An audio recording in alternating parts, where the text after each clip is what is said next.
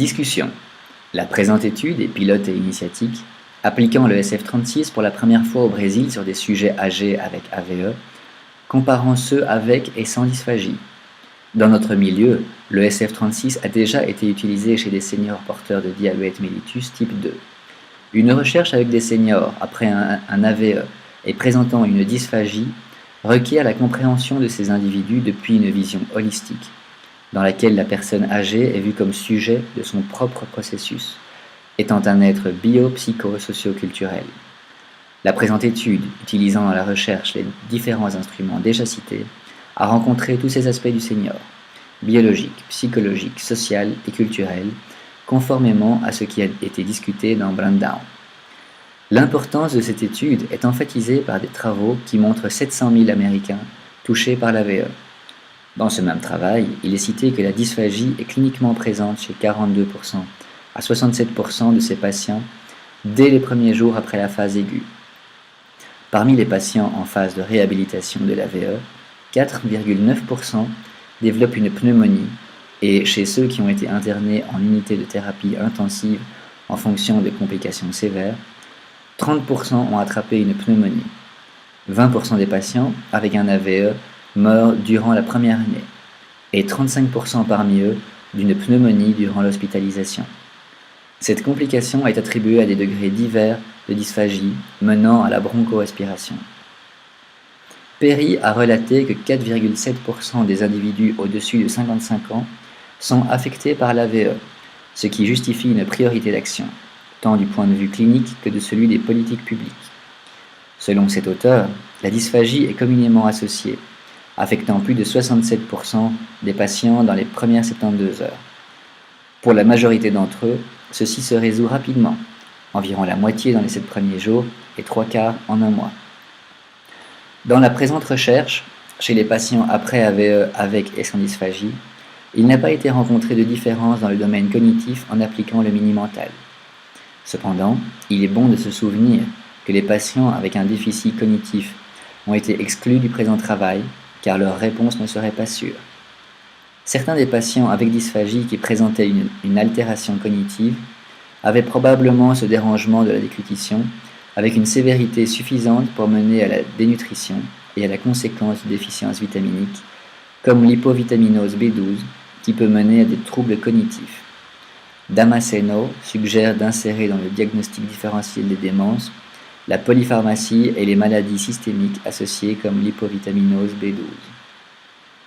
Dans la présente étude, ont été évalués les autosoins lors de l'application de l'évaluation des activités basiques de la vie quotidienne, AVQ, évaluation fonctionnelle de Katz modifiée, qui a inclus capacité à s'alimenter, continence, se laver, s'habiller, aller aux toilettes et toutes les manœuvres liées à l'indépendance. Ils ont également été utilisés pour évaluer la capacité fonctionnelle dans 2 autres instruments, celui des activités instrumentales de la vie quotidienne, AIVQ, évaluation de Lawton, ainsi que l'indice de Bartel. La capacité fonctionnelle, dans tous les instruments utilisés, était similaire dans les groupes avec et sans dysphagie. La présence de la dysphagie n'a donc pas altéré les activités du quotidien de ces patients. Cependant, les patients avec AVE intubés ou avec aphasie ont été exclus de cette étude, étant ceux dont la capacité fonctionnelle était atteinte à un degré plus grand que celle des patients participant à cette recherche. Quand les seniors ont été étudiés, séparément par genre, tant parmi les hommes que parmi les femmes, la capacité fonctionnelle était similaire dans les groupes avec et sans dysphagie, dans tous les instruments appliqués. Il n'y a donc pas eu d'influence marquante du genre dans la capacité fonctionnelle des seniors après AVE, avec et sans dysphagie. Il n'y a également pas eu d'influence des revenus économiques, inexistants, moyennement bas et moyennement hauts, ni de la présence ou non de soignants sur la capacité fonctionnelle des seniors après AVE, avec et sans dysphagie. Parmi les patients interrogés, quand ceux de la tranche d'âge de 60 à 79 ans ont été revus, il a été observé que la capacité fonctionnelle était plus grande dans le groupe sans dysphagie que dans celui avec dysphagie. Une fois de plus, il a été vérifié que la présence de dysphagie était délétère, affectant la capacité fonctionnelle des patients étudiés dans cette tranche d'âge. Parmi ceux de la tranche d'âge de 80 ans et plus, la capacité fonctionnelle utilisant le questionnaire de Lawton, était également plus grande chez ceux sans dysphagie que ceux avec dysphagie. Une explication possible est que les patients sans dysphagie ont un meilleur modèle alimentaire, se présentant avec les macro- et les micronutriments normaux. Ceci peut être mieux étudié dans d'autres projets de recherche ou en donnant une continuité à cette étude. La nature abstraite du terme qualité de vie explique pourquoi bonne qualité a des significations différentes pour des personnes différentes, en des lieux et occasions différents. C'est pour cela qu'il y a d'innombrables conceptions de qualité de vie, chacun ayant peut-être son propre concept. Ainsi, qualité de vie est un concept qui est soumis à de multiples points de vue et qui a varié d'époque en époque, de pays en pays, de culture en culture, de classe sociale en classe sociale et même d'individu en individu.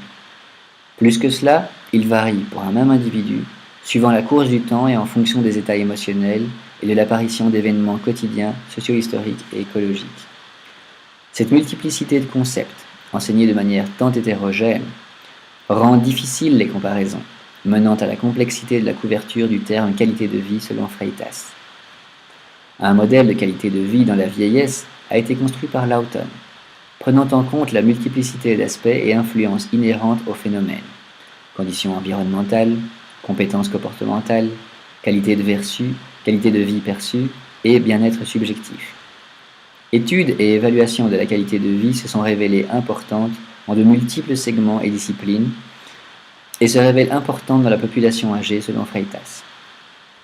Bien qu'ayant déterminé une complexité plus grande, dans la présente étude a été utilisé l'instrument SF36, qui propose des interprétations claires et des résultats dans des indicateurs établis en littérature internationale et validés au Brésil par Brasier et Ciconelli, respectivement. Cet instrument standardisé est adéquat pour la comparaison avec de nouvelles études dans d'autres centres de recherche brésiliens. Quand la qualité de vie a été vérifiée par l'application du SF36 chez les seniors après AVE avec et sans dysphagie, il a été vérifié que le groupe sans dysphagie présentait plus de douleurs et un meilleur état général de santé que le groupe avec dysphagie, dans les domaines capacité fonctionnelle, limitation par aspect physique ou émotionnel, état général de santé, vitalité, aspects sociaux et santé mentale. Les résultats étaient similaires dans les groupes avec et sans dysphagie. Chez les seniors après AVE, ne pas présenter de dysphagie qui, comme déjà mentionné précédemment, peut mener à l'aspiration à une conséquente pneumonie, pousse à présenter un meilleur état général de santé. Également, certains patients avec dysphagie sévère peuvent même avoir besoin de maintenir une sonde naso-entérale en raison d'un modèle d'ingestion déficient.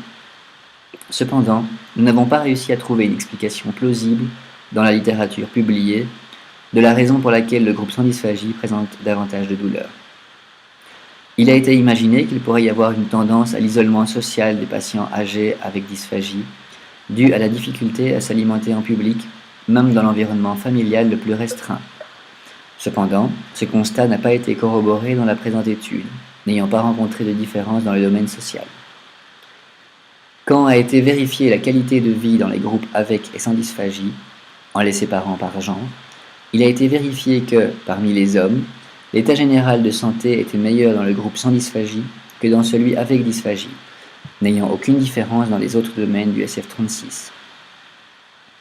Parmi les femmes, le domaine vitalité était plus grand dans le groupe sans dysphagie que dans celui avec dysphagie, n'ayant pas de différence entre les deux groupes dans les autres domaines, capacité fonctionnelle, limitation par aspect physique ou émotionnel, douleur, état général de santé, aspects sociaux et santé mentale. Ainsi, la présence de dysphagie pousse à présenter un état général de santé plus mauvais et moins de vitalité chez les hommes et les femmes, respectivement. Des travaux évaluant cet item n'ont pas été trouvés. Il est possible que les deux domaines se superposent. Qui a un état général de santé plus mauvais présente moins de vitalité. Cependant, selon le genre, les perceptions de l'état général de santé et de la vitalité peuvent être différentes. Il existe une association entre la qualité de vie perçue, le bien-être subjectif et des mécanismes de la personnalité comme le sens du contrôle, le sens de l'efficacité personnelle, le sens de la signification et les stratégies d'adaptation. Il n'y a pas eu d'influence des revenus économiques dans la qualité de vie des sujets âgés après AVE, avec et sans dysphagie, avec des revenus moyens et hauts. Parmi les seniors avec des revenus inexistants, Ceux sans dysphagie présentaient davantage de douleurs. Ceci est probablement apparu en raison du nombre plus grand de patients étudiés ayant des revenus inexistants, puisque davantage de douleurs chez les patients sans dysphagie avaient déjà été rencontrées précédemment. Il n'y a également pas eu de différence signifiante dans la qualité de vie de ces sujets âgés des deux groupes, ayant ou non un soignant. Chez les patients de la tranche d'âge de 60 à 79 ans, le domaine aspect général de santé du SF36 était meilleur dans le groupe sans dysphagie que chez ceux avec dysphagie. Parmi les patients avec 80 ans ou plus, tous les domaines du SF36, limitations par aspect physique, douleur, vitalité, aspects sociaux, limitations par aspect émotionnel et santé mentale, étaient similaires dans les deux groupes. Donc, la présence de la dysphagie altère la qualité de vie en promouvant un aspect général de la santé plus mauvais chez les seniors de la tranche d'âge jusqu'à 79 ans, n'influençant plus ce domaine à partir de 80 ans.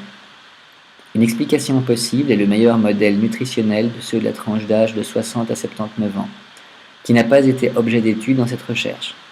Chez les seniors avec 80 ans ou plus, il est possible qu'ils s'alimentent plus mal, indépendamment de la présence ou non de la dysphagie, en raison d'un manque de dents et d'une diminution de la sensibilité gustative, entre autres aspects.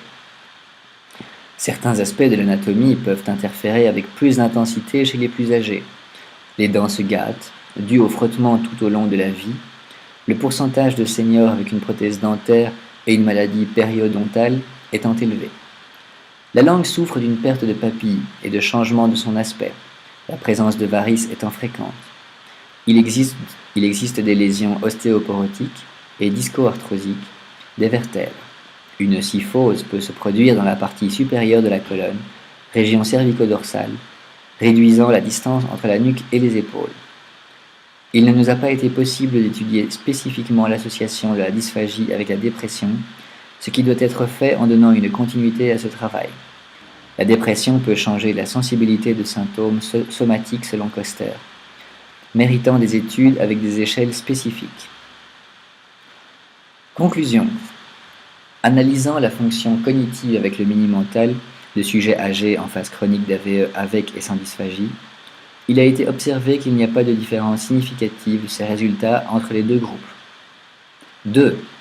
La capacité fonctionnelle, mesurée par les instruments Katz, Lawton et Bartel, était similaire dans les deux groupes étudiés, P supérieur à 0,05, dans tous les instruments utilisés. Le groupe sans dysphagie présente davantage de douleurs et un meilleur état général de santé que le groupe avec dysphagie. 4. Les hommes sans dysphagie ont un meilleur état général de santé que les hommes avec dysphagie. 5. Les femmes sans dysphagie ont une plus grande vitalité que celles avec dysphagie. 6. La capacité fonctionnelle des sujets âgés, qui ont ou n'ont pas de soignants, s'est révélée similaire dans les deux groupes étudiés avec et sans dysphagie. 7. Dans la tranche d'âge de 60 à 79 ans, la capacité fonctionnelle était plus grande dans le groupe sans dysphagie que dans celui avec dysphagie. 8. L'état général de la santé était meilleur pour les seniors entre 60 et 79 ans dans le groupe sans dysphagie comparé avec le groupe avec dysphagie. Conflit d'intérêts inexistant.